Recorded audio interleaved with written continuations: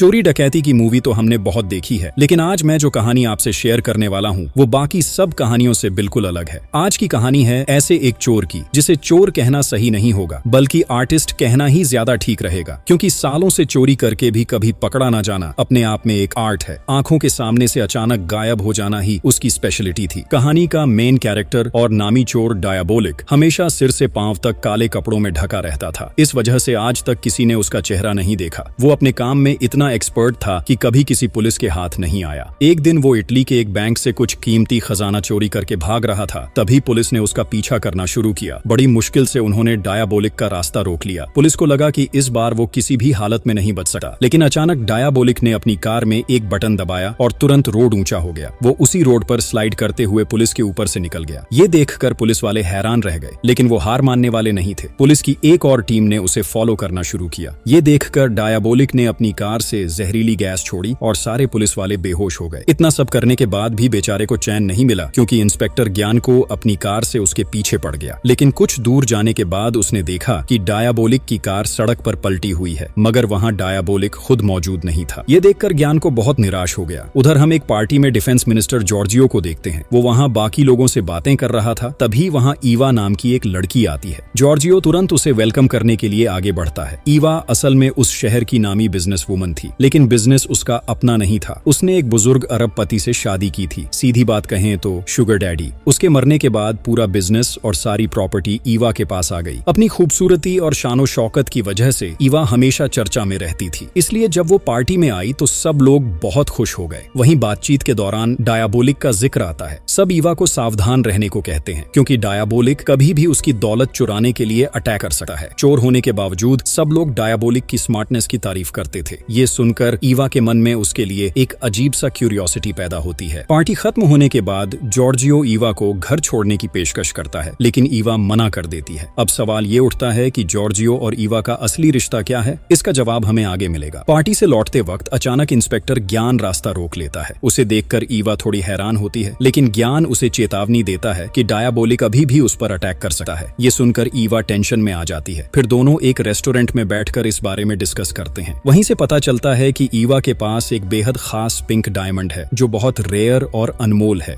ज्ञान को पूरा यकीन था कि डायबोलिक उसे चुराने जरूर आएगा, इसलिए वो ईवा से उसकी सारी डिटेल्स ले लेता है। वो किस होटल में रह रही है, उसका रूम नंबर क्या है, उसके साथ कोई और है या नहीं। सब कुछ जानने के बाद जाते जाते ज्ञान उसे दोबारा चेतावनी देता है कि किसी पर भी भरोसा मत करना, क्योंकि डायबोलिक का असली चेहरा किसी ने आज तक नहीं देखा। हो सकता है वो होटल का मैनेजर हो, कोई वेटर हो, या फिर खुद ज्ञान भी। ये सुनकर ईवा उसकी बात मान लेती है और ज्ञान वहां से चला जाता है। उधर जिस होटल में ईवा रह रही थी, वहां पर रॉबर्टो नाम का एक वेटर स्पेशली उसे सर्विस देने के लिए रखा गया था। एक रात रॉबर्टो अपने दोस्तों के साथ गप्पे मार रहा था और ईवा के बारे में बातें कर रहा था। तभी पता चलता है कि उसके रूम के अंदर एक स्पीकर छिपा हुआ है, जिसके जरिए डायबोलिक उनकी सारी बातें सुन रहा था। जैसे ही रॉबर्टो वहां से निकलकर घर की ओर रवाना हुआ, कोई शख्स छिपकर उस पर अटैक कर देता है। साफ था कि वो डायबोलिक ही था। उसने रॉबर्टो को मार डाला और उसकी लाश गायब कर दी। इसके बाद स्पीकर में रिकॉर्ड हुई आवाजों को बार बार सुनकर डायबोलिक ने रॉबर्टो जैसी बोलने की प्रैक्टिस शुरू कर दी। तभी पहली बार हमें डायबोलिक का असली चेहरा देखने को मिलता है। फिर सीन बदलता है और हम एलिजाबेथ नाम की एक औरत को देखते हैं। उसका हस्बैंड वॉल्टर कई दिनों से घर नहीं लौटा था, जिससे वो बहुत परेशान थी। एलिजाबेथ उसे बहुत चाहती थी, लेकिन उसका पति कभी उसकी मोहब्बत की कद्र नहीं करता था। यही सोचकर वो और भी उदास हो गई थी। उसकी सहेली उसे समझाती है कि शायद वॉल्टर किसी मुश्किल में है और वो जरूर वापस आएगा। उधर जब ईवा होटल पहुंची तो मैनेजर और बाकी स्टाफ ने उसका शानदार वेलकम किया। वहीं उसकी मुलाकात रॉबर्टो से करवाई गई। ईवा उनसे बातें करके सीधा अपने कमरे की तरफ चली गई और पीछे पीछे रॉबर्टो भी वहां पहुंच गया। लेकिन सवाल ये उठता है कि रॉबर्टो तो कल ही मर चुका था, तो फिर ये आदमी कौन? दरअसल ये असली रॉबर्टो नहीं, बल्कि डायबोलिक था, जो रॉबर्टो का रूप धरकर ईवा पर नजर रख रहा था। कमरे में घुसकर जब ईवा नहाने के लिए वॉशरूम में गई तो रॉबर्टो बने डायबोलिक ने मौका पाकर उसका लॉकर खोलने की कोशिश की। उसी लॉकर में वो रेयर पिंक डायमंड रखा हुआ था। मजेदार बात ये थी कि इतनी कीमती चीज इतने आसान लॉकर में रखी गई थी, जिसे डायबोलिक ने कुछ ही मिनटों में खोल लिया। लेकिन बदकिस्मती से जैसे ही वो डायमंड निकालने वाला था, ईवा वॉशरूम से बाहर आ गई। मजबूर होकर डायबोलिक कमरे में छिप गया और वहीं से चुपचाप ईवा को देखने लगा। अचानक ईवा की नजर उस पर पड़ी तो उसने मुस्कुराकर पूछा कि क्या आपको कुछ चाहिए? ईवा ने मना कर दिया और वो चुपचाप वहां से निकल गया। उधर उसी रात एलिजाबेथ घर लौटी है और देखती है कि वॉल्टर उसका इंतजार कर रहा है। उसे देखकर एलिजाबेथ बेहद खुश हो जाती है और दौड़कर उसे गले लगा लेती है। है। तभी पता चलता है कि उसका हस्बैंड वॉल्टर असल में डायबोलिक ही है, लेकिन एलिजाबेथ को इस बारे में कुछ भी पता नहीं। वॉल्टर उसे बताता है कि वो सिर्फ उससे मिलने आया है और ज्यादा देर रुकना उसके लिए मुमकिन नहीं है क्योंकि उसे बहुत जरूरी काम पर जाना है। ये सुनकर एलिजाबेथ उदास हो जाती है और उसे डिनर के लिए रुकने को कहती है, मगर वॉल्टर उसकी बात नहीं मानता और वहां से चला जाता है। उसी शाम ईवा जॉर्जियो से मिलने गई थी। बातचीत के दौरान जॉर्जियो उसके करीब आने की कोशिश करता है, लेकिन ईवा उसे पास नहीं आने देती। इससे जॉर्जियो गुस्से में आ जाता है। तभी पता चलता है कि जॉर्जियो दरअसल ईवा का मंगेतर है और जल्द ही उनकी शादी होने वाली है। लेकिन ईवा को देखकर लगता था कि उनके बीच प्यार नाम की कोई चीज ही नहीं है। वो बड़ी चालाकी से जॉर्जियो को टालकर वहां से निकल जाती है। इधर रात के अंधेरे का फायदा उठाकर डायबोलिक ईवा के कमरे में घुसता है और फिर से वही लॉकर खोलने लगता है। लेकिन ठीक उसी समय ईवा वापस लौट आती है। कमरे में दाखिल होते ही उसे अजीब सा महसूस होता है, मानो कोई अंदर मौजूद हो। तभी डायबोलिक पीछे से आकर उसे पकड़ लेता है और डराने की कोशिश करता है। लेकिन हैरानी की बात ये थी कि ईवा बिल्कुल नहीं डरती। उल्टा वो उसे बताती है कि जिस पिंक डायमंड को चुराने वो आया है वो नकली है और असली वाला उसके पास नहीं है। डायबोलिक उसकी बात पर यकीन नहीं करता क्योंकि उसके हिसाब से इतनी अमीर औरत नकली डायमंड पहन ही नहीं सकती। तब ईवा समझाती है कि वो सिर्फ अपनी इज्जत बनाए रखने के लिए नकली डायमंड पहनती है, असली वाला तो उसने बहुत पहले बेच दिया था। फिर भी डायबोलिक को उस पर भरोसा नहीं होता। ईवा उसे चैलेंज करती है कि वो चाहे तो डायमंड चेक कर सकता है। डायबोलिक उसे धमकाता है कि अगर उसकी बात झूठ निकली तो अगली बार वो डायमंड के लिए नहीं बल्कि उसे मारने के लिए आएगा। लेकिन ईवा को इसमें भी कोई डर नहीं लगता, बल्कि वो उसे सिड्यूस करने की कोशिश करती है। असल में डायबोलिक की इतनी चर्चा सुनकर उसके दिल में उसके लिए एक अजीब सी फैंटेसी पैदा हो गई थी। इसलिए जब आज डायबोलिक सामने आया तो वो खुद को रोक नहीं पाई। मगर डायबोलिक इतना आसान शिकार नहीं था। ईवा कुछ करने ही वाली थी कि डायबोलिक अचानक गायब हो गया। उसे देखकर ईवा का इंटरेस्ट और बढ़ गया। अपने सीक्रेट ठिकाने पर जाकर डायबोलिक ने वो डायमंड चेक किया और पाया कि ईवा सच बोल रही थी। डायमंड वाकई नकली था। फिर सीन बदलता है और आधी रात को एलिजाबेथ की नींद खुल जाती है। वो बालकनी में आती है और देखती है कि घर के सामने वाले गार्डन से काले कोट पहने एक अजीब सा आदमी बाहर निकल रहा है। ये देखकर वो बुरी तरह डर जाती है। उसी समय उसे घर के अंदर किसी के कदमों की आवाज सुनाई देती है। उसे लगने लगता है कि कहीं डायबोलिक वापस तो नहीं आ गया। ये सोचकर उसका डर और भी बढ़ जाता है, लेकिन हिम्मत करके वो उस आवाज का पीछा करती है और तभी सामने वॉल्टर आ जाता है। उसे देखकर एलिजाबेथ को थोड़ी राहत मिलती है। वो उसे सारी बातें बता देती है, लेकिन वॉल्टर मानता नहीं। वो उसे समझाता है कि शायद उसने गलत देखा है या ये सिर्फ उसका वहम है। ऊपर से एलिजाबेथ ने उस दिन थोड़ा ड्रिंक भी किया था, तो उसे भी लगने लगा कि शायद सचमुच उसने गलतफहमी में देखा होगा। इसी वजह से वो और कुछ सोचने से बच जाती है। अगली सुबह ईवा जब उठती है तो देखती है कि डायबोलिक उसकी नकली अंगूठी वापस उसके कमरे में छोड़ गया है। ये देखकर ईवा हैरान रह जाती है। रात के अंधेरे में छुपकर अंदर आना तो समझ में आता है, लेकिन सुबह सुबह होटल में घुस आना उसके लिए काफी अजीब था। जिज्ञासा के कारण उसने रॉबर्टो को बुलाया। रॉबर्टो दरअसल बाहर ही खड़ा था और जैसे ही ईवा ने आवाज लगाई वो कमरे में आ गया। सब कुछ ईवा को कंफ्यूजिंग लग रहा था। तभी डायबोलिक ने उसकी सारी उलझन खत्म कर दी। उसने ईवा के सामने ही रॉबर्टो का मास्क उतारकर अपनी असली शक्ल दिखा दी। ईवा उसे देखकर दंग रह गई। ये पहली बार था जब किसी ने डायबोलिक का असली चेहरा देखा। हाँ, एलिजाबेथ ने पहले भी उसका चेहरा देखा था, लेकिन उसे पता नहीं था कि वही डायबोलिक है। यहाँ सबसे बड़ा सवाल ये था कि डायबोलिक ने सबको छोड़कर सिर्फ ईवा को ही अपनी पहचान क्यों दिखाई। असल में ईवा उसे पसंद आने लगी थी। ऊपर से पिछली रात उसने उस पर अटैक किया था, फिर भी ईवा ने किसी से कुछ नहीं कहा। यही देखकर डायबोलिक का उस पर थोड़ा थोड़ा भरोसा बनने लगा। ईवा तो पहले से ही डायबोलिक की तरफ आकर्षित थी, इसलिए उसे सामने देखकर वो खुद को रोक नहीं पाती और दोनों काफी करीब आ जाते हैं। फिर ईवा उससे पूछती है कि क्या अब वो उस पर भरोसा करता है। डायबोलिक कंफ्यूज हो जाता है। उसका दिल ईवा पर यकीन करने को कह रहा था, लेकिन दिमाग मान नहीं रहा था। बातचीत में ये भी सामने आता है कि शुरुआत से ही डायबोलिक ईवा के आसपास घूमता रहा है। यहाँ तक कि पहले दिन जिसने ईवा को डायबोलिक के बारे में सावधान किया था, वो इंस्पेक्टर ज्ञान भी कोई और नहीं बल्कि खुद डायबोलिक ही था। ये सब जानने के बाद ईवा उससे उसका असली नाम पूछती है। डायबोलिक बताता है कि लोग उसे वॉल्टर के नाम से जानते हैं, लेकिन ये भी उसका असली नाम नहीं है। ईवा समझ जाती है कि डायबोलिक कभी भी अपनी असली पहचान किसी को नहीं बताएगा, इसलिए वो जोर नहीं डालती, बल्कि वो उसे अपने बारे में बताना शुरू करती है। ईवा उसे जॉर्जियो के बारे में बताती है। दरअसल ईवा जॉर्जियो से शादी करना बिल्कुल नहीं चाहती, लेकिन विरोध भी नहीं कर सकती क्योंकि जॉर्जियो के पास उसके अतीत की कुछ सीक्रेट डॉक्यूमेंट्स हैं। अगर वो बाहर आ गए तो उसकी इज्जत मिट्टी में मिल जाएगी। जॉर्जियो ने उसे धमकी दी थी कि अगर उसने शादी से मना किया तो वो सारे डॉक्यूमेंट्स पब्लिक कर देगा। मजबूरी में ईवा ने शादी के लिए हाँ कर दी थी। ये सुनकर डायबोलिक उसे आश्वासन देता है कि वो 24 घंटे के अंदर वो सारे डॉक्यूमेंट्स ईवा तक पहुंचा देगा। लेकिन प्रॉब्लम ये थी कि ईवा के पास उससे कांटेक्ट करने का कोई तरीका नहीं था। तब डायबोलिक उसे एक कैफे का एड्रेस और टाइम देकर कहता है कि वो वहां उसका इंतजार करे। ईवा पूछती है कि अगर अगर वो अपने असली चेहरे में नहीं आएगा तो उसे पहचान कैसे पाएगी। डायाबोलिक बताता है कि वो एक स्पेशल कोड इस्तेमाल करेगा जिससे ईवा उसे पहचान लेगी। दोनों इन सब बातों की प्लानिंग करने लगते हैं। उधर होटल मैनेजर को रॉबर्टो कहीं नहीं मिल रहा था तो उसने पूरे होटल में हंगामा शुरू कर दिया। रिसेप्शन से उसे पता चला कि रॉबर्टो आखिरी बार ईवा के कमरे में गया था और वापस नहीं आया। ये सुनकर मैनेजर को शक होता है और वो तुरंत ईवा के कमरे में पहुंच जाता है। ईवा के पास कोई और रास्ता नहीं बचता तो वो डायाबोलिक को अलमारी के अंदर छुपा देती है। फिर दरवाजा खोलकर ऐसे दिखाती है जैसे वो सो रही थी और मैनेजर ने उसकी नींद डिस्टर्ब कर दी। वो बहुत कोशिश करती है कि मैनेजर कमरे में न आए, लेकिन वो जबरदस्ती अंदर घुस जाता है और बहाने बहाने से यहाँ वहाँ चेक करने लगता है। बातों बातों में वो ईवा से रॉबर्टो के बारे में पूछता है। ईवा झूठ बोल देती है कि सुबह ब्रेकफास्ट देने आया था और फिर उसकी मुलाकात नहीं हुई, मगर मैनेजर को भरोसा नहीं होता और वो अच्छे से कमरे की तलाशी लेने लगता है। ईवा समझ जाती है कि मैनेजर को शक हो गया है तो वो साउंड कोड से डायाबोलिक को सावधान कर देती है। फिर चालाकी से मैनेजर को बाथरूम चेक करने भेजती है और उस मौके पर डायाबोलिक को अलमारी से निकालकर कमरे के बाहर भेज देती है। दूसरी तरफ एलिजाबेथ अभी भी पिछले रात की घटना के बारे में सोच रही थी। उसके बार बार दिमाग में यही आ रहा था कि उसने रात को जो देखा वो गलत नहीं था। इसलिए अपने शक को दूर करने के लिए वो गार्डन में जाकर उस रास्ते को ढूंढने लगी। काफी खोजने के बाद सच में उसे वो सीक्रेट रास्ता मिल ही जाता है। तभी एक बटन पर उसका पैर पड़ते ही गार्डन की घास ऊपर उठ जाती है और एक अंडरग्राउंड रूम का दरवाजा खुल जाता है। एलिजाबेथ डरते डरते अंदर जाती है और वहाँ का नजारा देखकर उसकी रूह कांप उठती है। वहाँ कई लोगों के मास्क सजे हुए थे और बहुत तरह के केमिकल रखे थे। ये सब देखकर एलिजाबेथ समझ जाती है कि ये जरूर डायाबोलिक का रास्ता है। वो तुरंत पुलिस को खबर देती है और इंस्पेक्टर जॉन को अपनी टीम के साथ वहाँ पहुँच जाता है। सब कुछ चेक करने के बाद उन्हें यकीन हो जाता है कि एलिजाबेथ का हस्बैंड ही डायाबोलिक है। उधर डायाबोलिक जब कार से लौट रहा था तभी एक बटन प्रेस करते ही पहाड़ अजीब तरह से खुल जाता है और वहाँ से नया रास्ता निकलता है। ये सब उसने अपने काम की आसानी के लिए बनाया था। वो उसी रास्ते से अपने सीक्रेट अड्डे पर पहुँचता है, लेकिन वहाँ उसके लिए बड़ा सरप्राइज इंतजार कर रहा होता है। इंस्पेक्टर ज्ञान को पहले से घात लगाकर बैठा था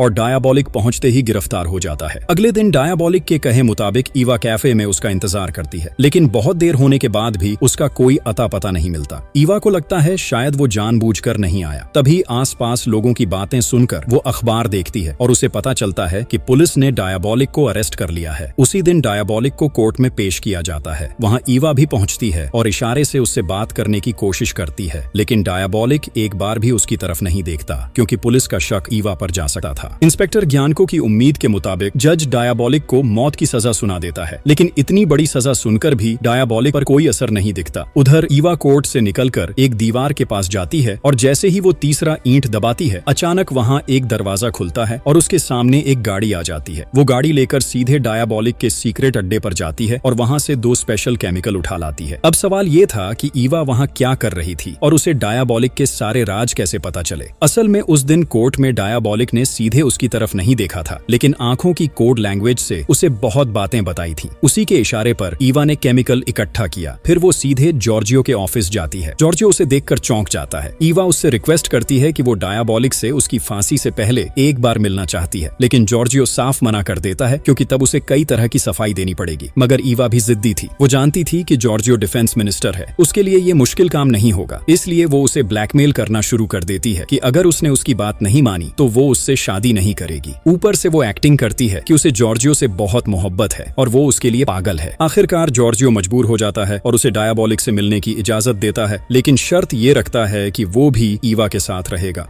ईवा अब विरोध नहीं करती क्योंकि अब उसके पास कोई चारा नहीं था। फिर दोनों डायाबोलिक से मिलने पहुंचते हैं और करीब आधे घंटे तक बातें करके बाहर निकल जाते हैं। अगले दिन दिखाया जाता है कि डायाबोलिक की फांसी की तैयारी चल रही है, लेकिन उस वक्त गले में फांसी की रस्सी डालकर लटकाने का सिस्टम नहीं था, बल्कि अपराधियों का गला काटकर मौत की सजा दी जाती थी। तैयारी पूरी होने के बाद जब जल्लाद डायाबोलिक को लेकर जा रहा था, तब भी उसके चेहरे पर किसी तरह का डर नहीं था। उसे देखकर बिल्कुल भी नहीं लगता था कि वो मरने वाला है। ये देख इंस्पेक्टर ज्ञानको को बड़ा अजीब लगता है। तभी बगल में खड़ा एक ऑफिसर कह देता है कि डायाबोलिक को देखकर लग रहा है शायद वो ड्रग्स के नशे में बेहोश है। ये सुनकर ही ज्ञानको को शक होता है और वो जोर से जल्लाद को रोकने की कोशिश करता है, लेकिन तब तक बहुत देर हो चुकी होती है। डायाबोलिक का सिर उसके शरीर से अलग हो चुका था। धीरे धीरे ज्ञानको उसके पास जाकर मास्क हटाता है और देखता है वो तो डायाबोलिक यानी वॉल्टर था ही नहीं, बल्कि जॉर्जियो था। ये देखकर ज्ञान को बुरी तरह डर जाता है। उसे 2 बातें खाई जा रही थी। एक, उनकी लापरवाही से डिफेंस मिनिस्टर की मौत हो गई और दूसरा डायबॉलिक जैसा खतरनाक क्रिमिनल उनकी पकड़ से भाग निकला। अब सवाल उठता है कि इतनी सिक्योरिटी के बीच डायबॉलिक भागा कैसे? असली रहस्य अब सामने आता है। दरअसल उस दिन ईवा का जॉर्जियो से मिलना और उससे डायबॉलिक से मिलने की परमिशन लेना, ये पूरा प्लान डायबॉलिक का ही था। उसने पहले से अपने और जॉर्जियो के मास्क अपने अड्डे पर बना रखे थे। ईवा वहां से सिर्फ केमिकल ही नहीं लाई थी बल्कि वो मास्क भी लेकर आई थी। फिर डायबॉलिक और ईवा ने मिलकर जॉर्जियो को ड्रग देकर बेहोश किया और उससे ईवा के पर्सनल डॉक्यूमेंट्स कहाँ हैं ये पूछ लिया।